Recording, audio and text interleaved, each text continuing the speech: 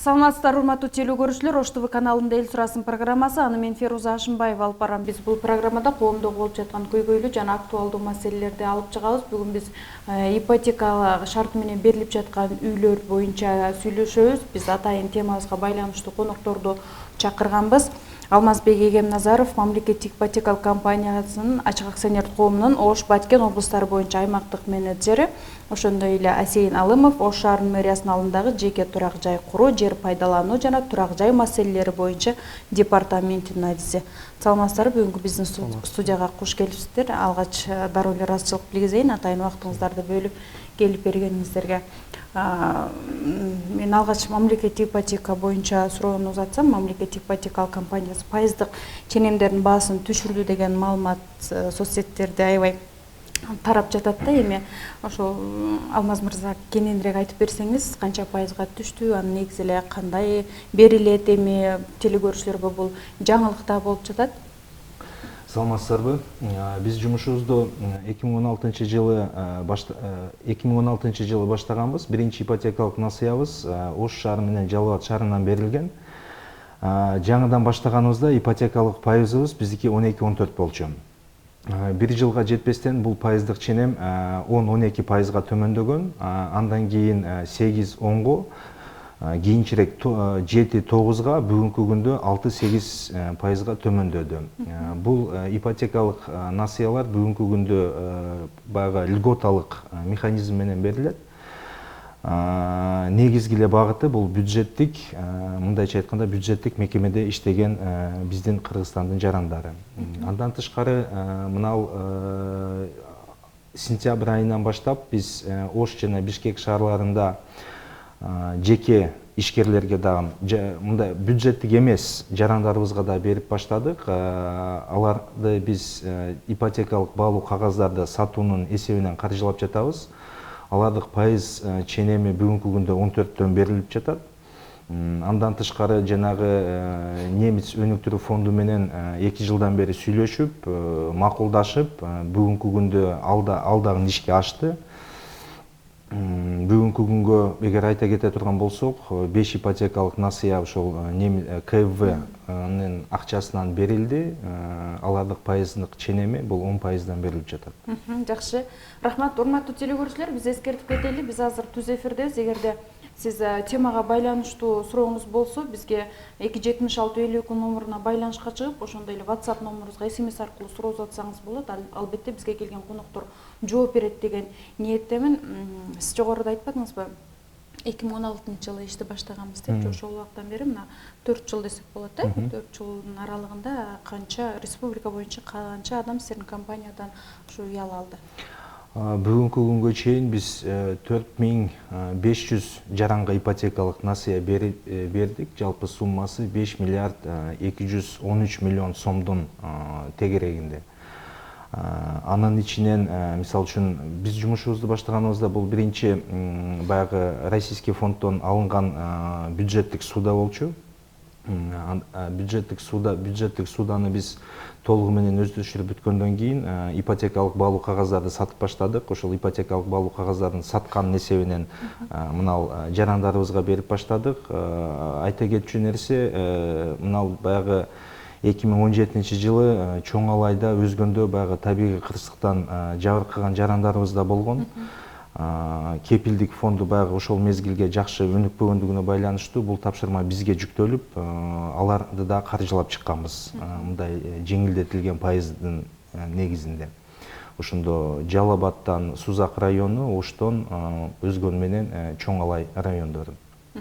Сиз жогоруда айттыңыз да, ошол 8-10%га, 6%га чейин депчи, ошондо шарттарын толугураак айтсаңыз, маселен, алгачкы баягы эмне деп коет, алгачкы сумманы көбүрөөк берсе, төлөмүнө, аларга пайызы төмөнүрөөк болот деген дагы сөздөр жүргөн да. Баягы өздүк салым 10%дан башталыш керек. Эгер баягы катышуучунун насыя ала турган адамдын өздүк салымы жок боло турган болсо, аларга да мүмкүнчүлүк каралган. Бул баягы кошумча көрө койсо болот.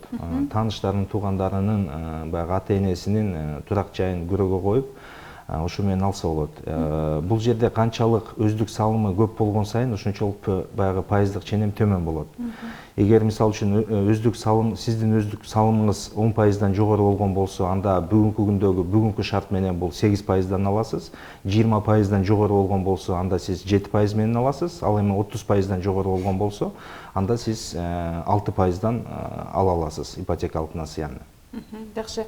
Урматтуу телекөрүүчүлөр, мен эскертип кетейин, WhatsApp номерубузга чалбаңыздар, биз жооп бере албайбыз. Биз 276-52 номеруна байланышыңыздар, биз сиздин сурооңузду кабыл алабыз. Ал эми WhatsApp номерге болгону SMS аркылуу гана суроо узатсаңыз болот. Асейин мырза, Ош шаарында дагы ошол ипотекалык шартта үйлөрдү берүү негизи биринчилерден болуп Ош шаарында каралганда, мына көпчүлүк тургундар ошол сиздер аркылуу үйлүү болду десек дагы болот да. Азыр эми Ош шаарында ипотека токтотубу же дагы деле документтерди кабыл алуу жүрүп жатабы? Ош шаардык кеңешинин 2014-жылдагы номер 2014-жылдагы 19 ноябрындагы номер 230 токтом бекитилип чыккан. Анда ошол Ош шаарынын мэриясы тарабынан, Ош шаарынын мэриясынын муниципалдык менчигинде турган батирлерди жарандарга ипотекалык кредит шартта бөлүп берүү боюнча. Буга чейин, ушул күнгө чейин 396 батир бөлүнүп берилген жалпы жарандарга. Бул ипотека жөнүндө токтоп калбастан, азыр Ош шаарынын мэриясы өзү жеке турак жай салып, көп кабаттуу ошондагы ипотекалык шартта бөлүп берүү максатты көздөп, ошону ишке ашырууда. Сиздерде ошол ипотекалык шартта үй берүү үчүн 9 кабаттуу үйдү курууну дагы баштагансыздар. Бул эми көпчүлүк тургундар азыр эми бардыгы эле үйлүү десек болбойт да. Ошол үй жок жарандар аябай муктаж болуп атат да. Ошол үй качан бүтөт экен деген суроо талаптар көп да. Бул эми канча убакытта созулат, анан 9 кабат болсо ошондо жалпы канча батирлүү болот? Турак жай курулушу эми бул тендер аркылуу жүргүзүлгөн, ошол жеке курулуш компанияларына бөлүп берилген. Алардын ошол көрсөткөн мөөнөтү боюнча 18 ай мөөнөттө көрсөтүшкөн. Азыр 15 айдай калды. Андан кийин 80 батир курулуп атат, жалпысынан 9 кабаттуу болуп, бул турак жай курулушу жакшы жүрүп атат. Ошондо азыр кезекте канча адам бар дагы? Азыр кезекте ошол 2014-жылдан бери жарандар бизге ошо арыз менен кайрылышкан, жалпысынан 700дөн ашык жаран азыр ипотекалык кредит алуу боюнча, турак жай алуу боюнча кезекте турат. Сиздер буга чейин дагы ошо бергенсиздер да үйдү, жаңы курулган үйлөрдөн бергенсиздер. Анан көпчүлүк мисалы айрым тургундар десек болот, сөзсүз түрдө баягы пайызын акчасын төлөй албай калган учурлар дагы бар деп укканбыз да. Ошондой жарандарга сиздер тараптан кандай чара көрүлүп атат? Ушундай учур катталдыбы негизи? Өзү биздин ипотека, мэриянын ипотекасы 6% менен бул Кыргызстандагы эң төмөн баа менен берилген, 12 жылдык мөөнөттө болуп. Аны эми кээ бирлери мындай макул болуп алышкан, келишимге кол коюп, анан кээ бирлери азыркы учурда ошол атайлап төлөбөй же болбосо пайыздарын түшүрүп берүү аракеттерин жасап атышат. Эми аны Ош шаардык кеңеши чечип бериши керек. Анткени Асейин мырза мына мамлекеттик ипотека 6%га чейин түшүрүп койбодубу? Ошондуктан балким баягы тургундар ортосунда ошондой биздин дагы пайызды төмөндөтүүбүз бекен деген буларды үмүт болуп жаткандыр да. Анан ушундай дагы сөздөр жүргөндө шаардагы ипотекадагы пайызы төмөндөтүлөт экен дегенчи. Бул боюнча кабарыңыз бар? Бизге эми көбүнчө ошол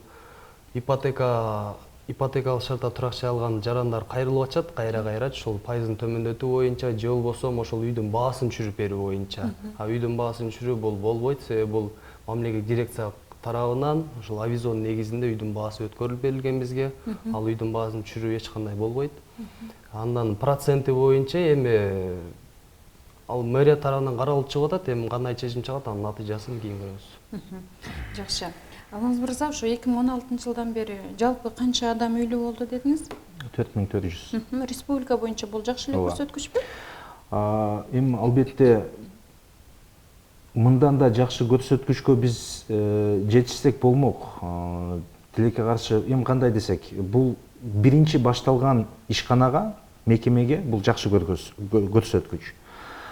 Биздин 2023-жылга чейин негизги баягы мындайча айтканда стратегиялык планыбыз, максатыбыз бул жалпысынан кредиттик мисалы үчүн портфелди 10 миллиард сомдон ашырыш же болбосо 323 миң мындай жаңы салынып жаткан именно эконом класстагы турак жайга салынышына мындайча айтканда түрткү бериш.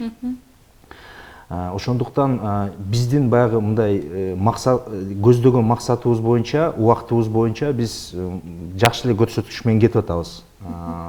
Албетте бунун баары жогу келип, мындайча айтканда биздин финансыга мындай такалып калат да. Бул финансыны чечиш үчүн бүгүнкү күндө биз 2-3 мындайча айтканда эл аралык донорлор менен тыгыз жумуш алып барып жатабыз. Биздин жетекчилик тез мисалы үчүн мына быйылкы жылдын эсебинде Кореяга барып келди, Вашингтондагы баягы дүйнөлүк ипотекалык компаниялардын уюмуна, деги эле баягындай турак жай көйгөйүн чечүү уюмдарга барып ошол жерге катышып, ошол жерге мындайча айтканда өзүбүздү дагы презентовать этип, өзүбүздү тааныштырып келишти. Анда ошол жерде таанышуудан кийин биз жөнүндө кабар алышып, бүгүнкү күндө биз менен тыгыз иштешкен 2-3 эл аралык компания бар. Ошонун ичинде мына КФВ, Немец өнүктүрүү банкы. Ошонун аркасынан КФВ биз жумушубузду баштаганыбыздан эле биз менен тыгыз иштеген аракет кылып атат. Ошол тыгыз иштегенибиздин натыйжасынан алар бизге мындайча айтканда 11 миллион евроны грант эсебинде бизге берип атат. Анын ичинен 500 миң доллары, 500 миң евросы бул баягындай технический помощь болот, а калган акча бул полностью элге мындайча айтканда толугу менен ипотекалык негизинде таратылып берилет. Азыр эми баягы пайыздык ченеми бир аз түштү деп атпайбы? Бул эми кайсы айдан баштап бериле баштайт? Же болбосо жаңы жылдан? Жок, бул ноябрдан баштап уже берилип атат. Жаңы берилген насыялар, мисалы үчүн ноябрдан баштап эгер берилген болсо, ноябрь ичинде бизде 10 нас ипотекалык насыя берилди. Ошол 10 насыя 6-8 интервалдагы пайыздар менен берилди. Сиздерде бардыгы алган адамдын баары мамлекеттик кызматта иштеши керек, э? Ооба. Айлык акы кандай болот, эсептелет мисалы? Бул жерде бир гана айлык акысы эсептелбейт, бул жалпы бир үй бүлөнүн кирешеси эсептелинет. Ал жерде айлыгы болсун, кошумча иштеген жери болсун, биздин баягы өнөктөш банкка келип, өзүнүн киреше булагын далилдей алса, ошонун баары жок эсептелинет. Үй бүлөдө мисалы жолдош аялы же болбосо башкадай кирешелер болсо дагы, мисалы ошол сиздер талап кылган акча ченемине жетпесе, мисалы сиздер тараптан жардамдар болобу, мисалы? Биз тараптан бул себебичи мен айтайын деген Алмаз мырза, акчасы бар адам үйгө муктаж эмес да. Ошо акчасы жок адам гана сиздердин баягы ипотекалык шартта берилип аткан үйгө муктаж да. Ошого болушунча жарандардын баардыгын үйлүү кылыш үчүн сиздер дагы кандай жеңилдиктерди ойлонуп жатасыздар деген да. Биз өзү жумушубузду баштаганыбызда өзүбүзгө приоритет кылып 5 механизмди баягындай тандап алганбыз. Бул биринчиси ипотекалык насыя берүү, экинчиси бул ипотекалык турак жайды куруу, жер тилкеси бар жарандарга, мисалы, алар бүгүнкү күндө алып жатат, ИСЖ деген проектибиз. Үчүнчүсү бул аренда жилья с последующим выкупом. Төртүнчүсү бул расширение жилья, анан кийин бешинчиси бул ЖСКК. Сиз айткан жанагы өздүк салымы жок жарандарыбызга Бишкек менен Нарын шаарында баягы проектный, пилотный проект кылып, 2 көп кабаттуу турак жай салынды. Бишкектеги турак жайыбыз буюрса мына жаңы жылга чейин ал жерде өздүк салымы жок, аренданын негизинде киргизилет дагы. Ошол жерде 15 жылды төлөп бүткөндөн кийин ал турак жайдын ээси болуп калат. Ал жерге эч кандай өздүк салымы жок. Пайыздык ченеми 6%. Сиз кантип ишендиресиздер элдерге? Мисалы, эл ишенип ошол төлөй бериш үчүн. Ал курулуп бүткүчөңдү? Жок, ал курулуп бүткөн үй, ал даяр үй. Ал даяр үй, ага кирет, жашайт. Жакшы. Асейин мырза, сиздер баягы ипотека берип атканда жаңы үйлөрдү бергенсиздер да. Анан азыр мына бергениңиздерге 3-4 жыл болуп калды десек болот да. Анан көпчүлүк жашоочулардан ушундай наразылыктар болуп, журналисттер материал жасап жүргөндөрүн да көрүп жүрөбүз да. Бул ошо өзүңүз билесиз, мына Ош шаарындагы эң бийик көп кабат 16 кабаттуу үйдө ушундай пайдубалы ушундай бузула баштады, урай баштады дегендер негизи айтылып жүрөт да. Анан сиздер ошол курулуш компаниялар менен келишим түзүп, алардан өткөрүп аларда кантип сүйлөшүүлөр жүргүзгөнсүздөр? Бул турак жайларды куруп бүткөндөн кийин 1392 жалпы эсепте турак жай курулган Ош шаары боюнча. Ошол Ош окуясында баягы гранттын негизинде келген акчаларга, бирок ал курулушту ошол мамлекет дирекция тарабынан жүргүзүлгөн. Мамлекет дирекция болсо ошол жеке компанияларга бөлүп берген. Жеке компанияларда мамлекет дирекция өзү кабыл алып жүргүзгөн. Андан кийин мамлекет дирекция өкмөттүн токтому менен 1386 батирди Ош шаарынын мэриясына менчигине өткөзүп берип атат. Бул жерде эми ошол аны кабыл алган мамлекет дирекция болуп атат. Анан курулушу боюнча эч кандай мэрия тарабынан ага аралашуу кийлигишүү болгон эмес. Эл нааразычылыгын сиздерге айтып атат да. Эми эл бизге айтып атат, анан бирок башынан хронологиясын такыр түшүнбөй атышат. Анткени эл сиздерден сатып алган да. Жок, бизден сатып алган, а бирок бизге ошол өкмөттүн токтому менен гана өткөзүп беришкен. Эми курулушунда мэрия эч кандай аралашкан эмес да ал жердечи. Мамлекет дирекция өзү жүргүзгөн курулушун.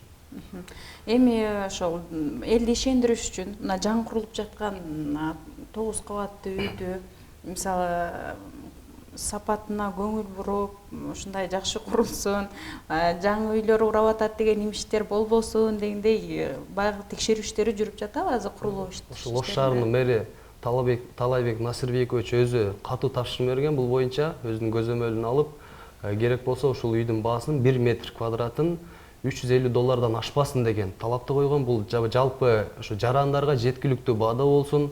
Анан пайыздагы 6% болгондо бул Кыргызстандагы жергиликтүү өз алынча башкаруу органдарындагы бул Ош шаары гана биринчи ипотека берип атат. Мен өзүм материал жасаганымда, чындап буга чейин ошо күз айларында жасаганда ушул көп кабаттуу үйлөрдү баягы элдин суранычы менен элге дагы жардам болсун деп пайызын дагы төмөндөтөбүз, балким 4%га чейин деген дагы сөздөрдү айтышканда сиздердин жетекчилериңиздерчи, анан ошол боюнча сиздин кабарыңыз болсо керек. Эми ал боюнча иштер жүрүүдө, эми бирок так бир чечим эч кандай чыга элек, эми ал убакыт көрсөтөт ал нерсени. Балким сиздер тараптан шаардык кеңешке сунуштар айтылдыбы?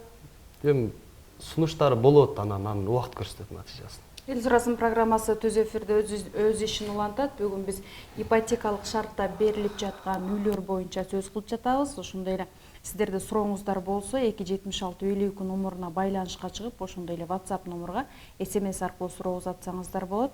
Бизге аябай SMS аркылуу суроолор көп келиптир. Дароо эле суроону берип кетсем, саламатсыздарбы? Айыл жергесинде жашаган тургундарга узак мөөнөткө кредит алса боло үй сатып алуу үчүн дейт. Ипотека алуу үчүн деген суроосун берип атат окшойт. Бүгүнкү күндө ооба болот, эжеке. Биздин жана эле жогоруда айтып кеткендей, КФ банк аркылуу биз бүгүнкү берип жаткан насыябыз, бул 10%дан берип жатабыз, 15 жылга. Сиздин өздүк салымыңыз 20%дан кем болбош керек. Бул жерде биз негизги 3 багыт тандалган. Бул сиз даяр турак жайды сатып алганга, экинчиси бул бүт элек турак жайды сатып алып, аны ремонт жасалгалоо ишин бүтүрүп, ошого кирип жашаганга, үчүнчүсү болсо, эгер сиздин жер тилкеңиз болгон болсо, сиз ошол жерге нолдон баштап, мындайча айтканда, өзүңүзгө көңүлүңүздөгүдөй турак жай салып алганга. Негизинен бул жерде эң баягы основной критерий деп коелу, сиздин Кыргызстан боюнча такыр турак жайыңыз жок болуш керек. Сиздин жана сиздин жолдошуңуздун, анан 18ге жашы жете элек балдарыңыздын.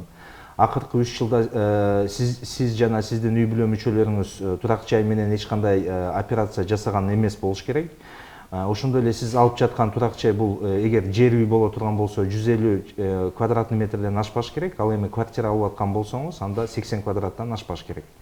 Алмаз мырза, ошо үй берип жатканда ипотекага сиздерде атайын комиссия түзүлөт да, Биздеги бул анткени үйү азыр сиз жогоруда айтпадыңызбы, үйүңүз жок болуш керек деп. Эми мен берейин деген соң буга чейин ипотекалык шартта берилген үйлөрдө үйү барлар деле алган учурлар кездешет да. Бул жерде комиссия жакшы иштебеген деп айтсак болобу же акчалуулар үйдү алып кеткен деп айтсак болобу? Мен бул сөзүңүзгө такыр кошула албайм. Себеби дегенде ал жакта мындайча айтканда 2-3 баскычтан басып өтөт да. Бул биринчиден мэрияга келип кайрылышат. Эгер Ош шаарында болгон болсо бул мэрияга, райондо болгон болсо администрацияга кайрылышат. Талап баарыныкы бирдей. алар далилдеп бериш керек, турак жай такыр жок экендигин. Анан далилдеп бергенден кийин жалпы тизмени булар бизге берет. Биз ал тизмени межбет комиссияга алып чыгып бекитебиз. Бекиткенден кийин аны биз банктарга беребиз. А банктар ошол жерден төлөө мүмкүнчүлүгүн, үйү жок, үй менен эч кандай сделка жасабаган операцияларын текшерип, анан аягында беришет.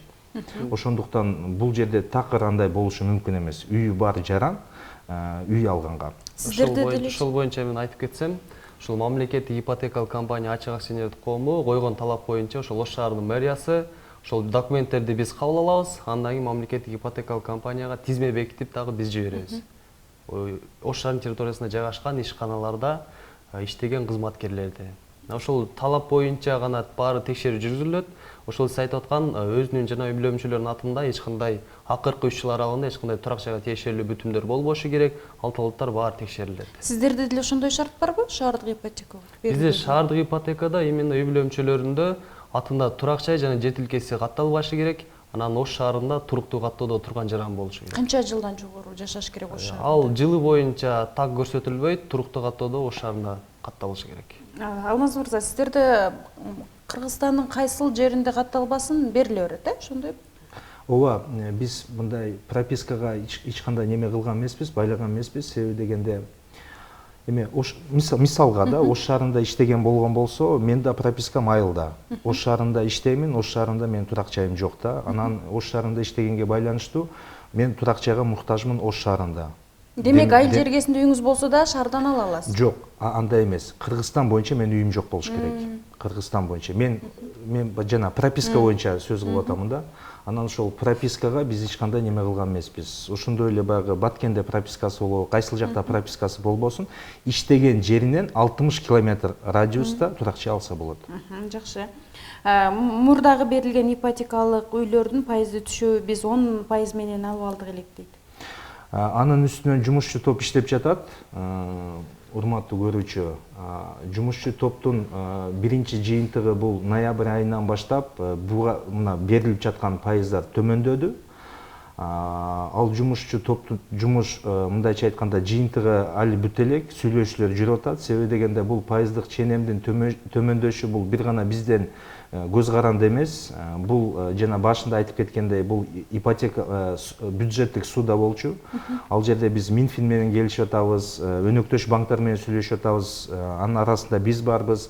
Бул жерде ар мындайча айтканда катышуучу участник ушул операциянын определенный өзүнүн бир комиссиясынан баш тартуусунун негизинде гана ал пайыздык ченем төмөндөйт. Анын үстүнөн иштеп жатат.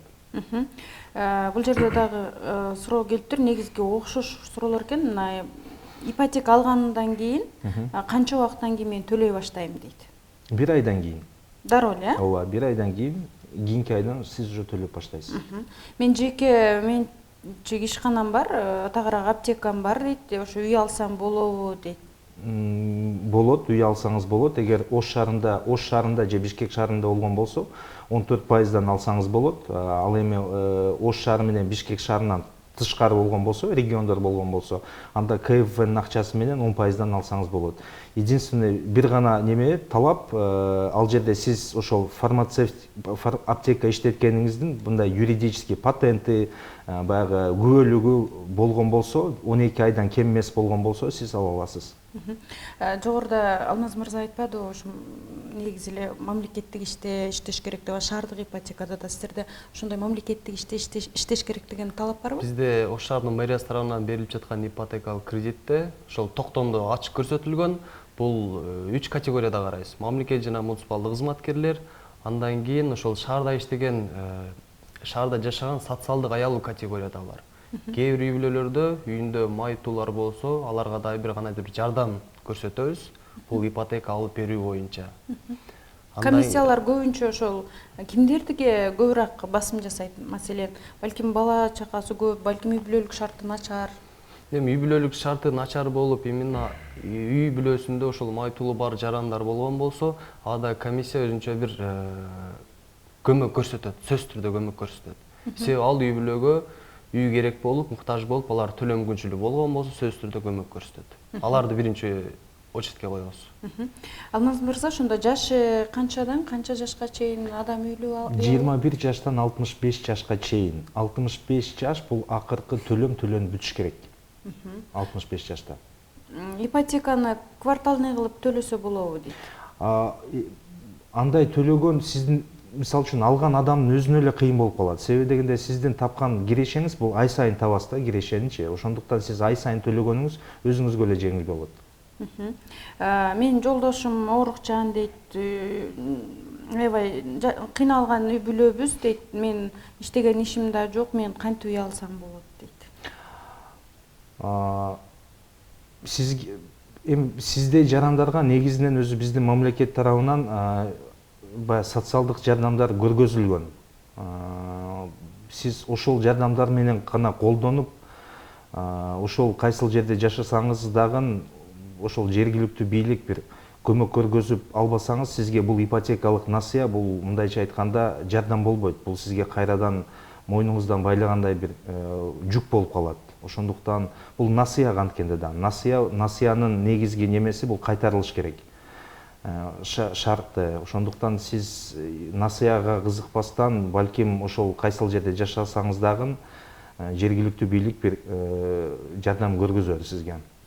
Ошондо Алмаз мырза канча жылга чейин берилет? 15 жылга. 15 жылга. Мен жолдошум Россияда иштейт, өзүм балдарым менен Кыргызстандамын. Мен ипотека ала аламбы дейт. Жолдошум ал жактан акча жөнөтүп турса, мен ала аламбы дейт. Эгер сиз бул жакта Кыргызстанда иштесеңиз, сиздин туруктуу бир ишиңиз болгон болсо, сиз ошол ишиңизди көрсөтүп, андан тышкары сизге жолдошуңуз Россиядан жөнөткөн айынабы же болбосо квартальнабы же бир жылда бир жөнөткөн акчаларын далилдеп неме кылсаңыз, сиз алсаңыз болот ооба. Менин апам ипотека үй алуу үчүн катталган 21-орундасыз деп айткан. KCB банктан акча аласыз деген, бирок азыркы күнгө чейин мындай дайын жок дейт. Сиздерге эле түз кайрылсак болобу дейт. Бизге түз кайрылсаңыз болот. KCB банк менен биз мынал КФВнын каражаты менен өнөктөш болуп иштешип атабыз. Ал жакта эч кандай тизме жок. Ал жакта калуучулардын баарысы ким турак жайга муктаж болгон болсо, өздөрү түздөн түз кайрылып банктардан алат. Мына льготный ипотека боюнча KCB биздин өнөктөш банк эмес. Ошондуктан билбейм, балким бул кичине мындай туура эмес маалымат кетип калганбы сизге. 2-11-16 биздин Ош шаарындагы телефон номерибиз. Сиз чалсаңыз, биз тактап жооп беребиз. Чындап эле Асейин мырза, сиздерди каяктан табабыз деген суроолор келип атат. Ленин 318 дарегине келишсин. Ош шаарынын мэриясынын алдындагы департамент, турак-жай департаменти. Ошондо ипотекага берилип жаткан үйлөр кандай, жаңы үйлөр болобу же эски же бүт эле үйлөрбү деген суроо келиптир. Биздин өзүбүздүн жилой фондубуз жок. Биз турак жайды бир гана Бишкек шаарында Туңгуч микрорайонунда салдык, анан Нарын шаарында салдык. Аны салганыбыздын негизги максаты бул жана өздүк салымы жок жарандарга аренда жилья с последующим выкупом деген механизмди ишке ашырыш үчүн салганбыз. Ал эми башка немеде болгон болсо, мындай ипотекалык насыя болгон болсо, ал турак жайды сиз өзүңүз сатып аласыз. Биз турак жайга болгон талабыбыз бар. Жер үй болгон болсо, ал 150 чарчы метрден ашпаш керек. Квартира болгон болсо, ал 80 квадраттан ашпаш керек. Ошондой эле ал общежитие болбош керек. Жанагындай ветхий жилье деп коет, то есть баягындай барачный типте же болбосо баягы жыгылып кала турган бир мындай коркунуч туудурган турак жай болбош керек. Ошол. Акыркы суроону берип кетейин. Мен пенсия жашындамын, 25 жыл айылда мугалим болуп иштегем. Азыр Ош шаарында каттоодомун. Үй алууга аракеттенсем болобу же жөндөн жөнүнө барып алып каламбы? Ош шаарынын мэриясына кайрылсын, бизге кайрылсын, анан биздин талаптарга туура келген болсо, колубуздан келишинче көмөк көрсөтөбүз. Пенсия жашындамын деп атпайбы ошондо? Эми может башка үй бүлө мүчөлөрүндө ошол азыркы кезде иштеп аткан мүчөлөрү бар, үй бүлө мүчөлөрү. Может ошолордун атынан алса болот. Жакшы, бизге аябай көп суроолор келди. Бул телефон номерлерди сиздерге берсем, Алмаз мырза, сиздер түздөн түз жооп бересиздер деген ниеттемин. Биздин убактыбыз да соңуна чыгып калды. Дагы бир жолу ыраазычылык, сиздерге ишиңиздерге ийгилик, ар дайым эл кызматында болуп жүрө бериңиздер. Урматтуу телекөрүүчүлөр, Эл сурасын программасы соңуна чыкты. Кийинки программадан көрүшкөнгө чейин саламатта калыңыздар.